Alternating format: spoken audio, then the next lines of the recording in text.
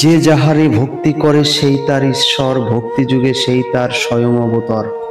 ঠিক তেমনি করে দয়াল হরিচাঁদ আমার স্বয়ং অবতার, ভগবান, আপনি যেটাই বলুন না কেন। এই ভিডিওটা সাধারণত করেছি কদমবাড়ির কিছু মূর্খ ভক্তদের জন্য।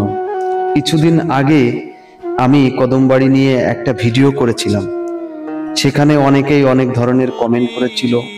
কেউ কেউ কমেন্ট করেছিল যে শ্রীধাম উরাকান্দিতে কোন দেবতার মূর্তি আছে, কোন দেবতার মন্দির আছে। আসলে কি, তোমাদের তো আসলে এই ধরনের জ্ঞান নেই। একটা বিষয় লক্ষ্য করতে হবে যে ভগবানের বাড়িতে ভক্তের মন্দির কখনোই নির্মাণ হয় না। ঠিক একই কারণে এই উরাকান্দি কোনো ভক্তের কোনো মন্দির নির্মাণ হয়নি আজ, আর হবেও না।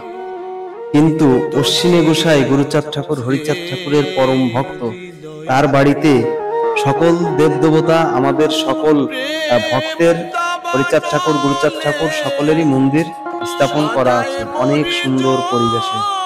একই লাইনে একই সারিবদ্ধভাবে অনেক সুন্দর করে মন্দিরগুলো স্থাপন করা হয়েছে। জয় হরি বল। আমার কথা কেউ মাইন্ডে নেবেন না। করি কি উপায়